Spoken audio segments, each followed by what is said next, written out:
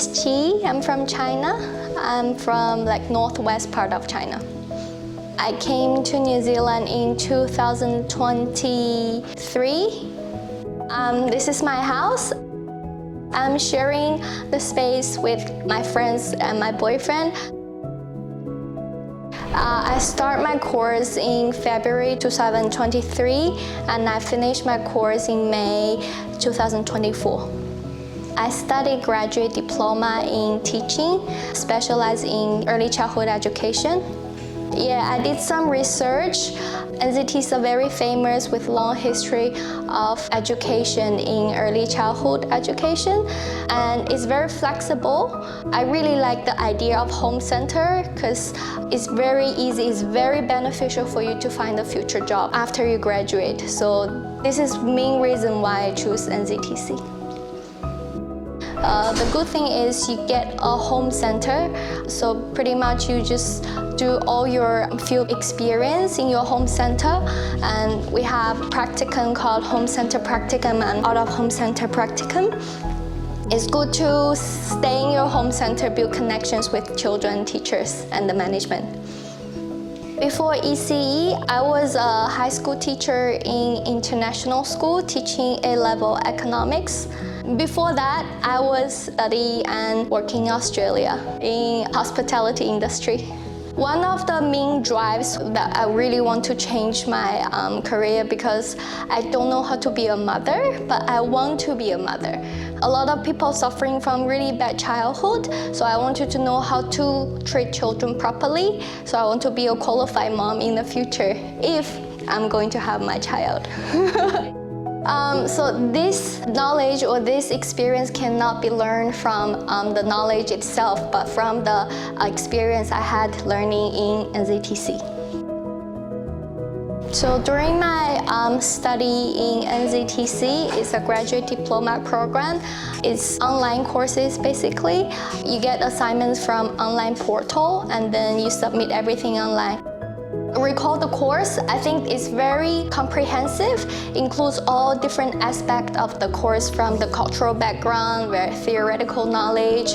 It gives me a very good knowledge of how the early childhood education works in New Zealand, especially it emphasizes on the bicultural background and a lot of different focus on different cultural awareness in Maori culture especially. The focus on the Waitangi, which is, I wasn't aware of this cultural sensitivity before, so here I will be more careful in my future practice. Very helpful. So we have patrol team. They get in touch with you on regular basis, I think once a month. They keep asking you, how's everything going? Are we supportive enough? I think that's very supportive. I think it was in 2023 August, I got COVID again. During that time, I couldn't do my practicum. I couldn't go outside for grocery shopping. I remember the patrol team offered a lot of help to see how I'm gonna deal with my practicum. Should I ask for a few days off? Anything, other resources I can apply from online, so they've been very supportive. My first home center was in city. I was looking for it by myself. I gave them a couple of calls and sent them emails, and one of the centers was actually looking for student teachers, so I got the position over there, and after a while I became the reliever over there. Yeah, but unfortunately I have to move out from city, so I moved to a different suburb. So at that time I was looking for out of home center, and the college helped me to find different center. I give them options. The centers nearby my home, so I tell them these are the options I could have. So they help me get in touch with the centers. And after doing my out of home center practicum, I was thinking if this center could make my home center. So I talked to the management. They're happy to save me as their student teacher, and later I become reliever again. And then now I'm their full-time employee now. A lot of unforgettable memories. The teachers, they have different teaching styles. I was still learning from different styles of teachers. They're doing the way they treat their children. Some of them are very firm. Some children really need strong discipline. Some teachers are very nice and soft. I was impressed with how different teaching pedagogies and approaches will affect the children's behavior. It's a very good combination with a firm teacher and a soft teacher together within a team. So maybe firm can be effective in short term, and being soft can be positive guidance will affect them in a long term. So this is what I learned. You can't stick with one style. You have to switch according to the different characteristic of children and the environment and everything. You can't stick with one way to treat children. You have to be more flexible based on their personalities and qualities.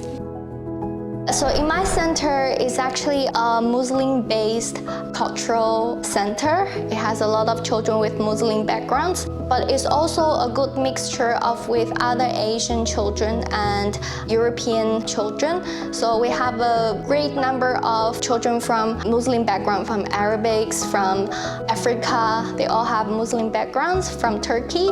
Currently, we have a lot of children from China. So a lot of parents will ask us to reserve their home language to try to speak Mandarin with them. It's also an advantage for us to teach them in bilingual ways. Chinese parents would mostly concern about their physical well-being, like if they wear enough clothes, are they wearing socks, are they wearing shoes? But here in the childcare center, apart from the physical well-being, we actually emphasize more about their emotional well-being to see, are they happy? Are they happy about the environment? We wouldn't force them to do whatever they don't want to, unless it's like discipline or boundaries. We're trying to respect the children as an individual, to respect their own ideas and try to affirm them as an individual. I think that's the main difference of Asian cultural thing of here. Here in New Zealand, it's more like focus on children's emotional well-being. Financially, it could be very difficult. If you're financially dependent, you have to calculate all the costs during the living time. Also, if you're not financially independent, you might have to ask from your parents, because during the study time, there's a lot of accidents happen, such as you actually got sick.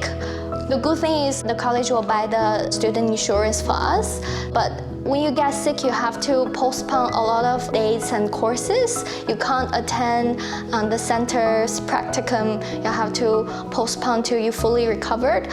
Another challenge is study-life balance, because during the practicum time, it's pretty much full-time work from Monday to Friday, full-day work. You have to do assignments, you have to do reflection, you have to do evidence. You have to do a lot of jobs at the same time. It's very hard to keep everything on track, and it's quite exhausting. You have a lot of work, a lot of paperwork to do. Yeah, that's a bit challenging.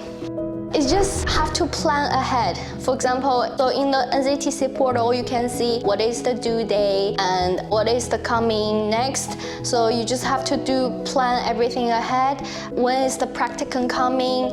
For example, most of the practicum got 4 weeks, and you have this much work to do. So each day, you have to be specific, small tasks every day. It's much easier for me to finish, yeah. Unless you have to like wait till the end of the due date and then finish everything, it's gonna be too much. At the beginning, you're gonna apply for a student visa, which will be, depends on how long you're gonna study in New Zealand. After the student visa, you'll be able to apply for open work visa, especially after you get the job employment, you can apply for registration. So after your graduation, you can apply for provisional registration. So once you get the registration, you'll be able to apply for 2 years open work visa.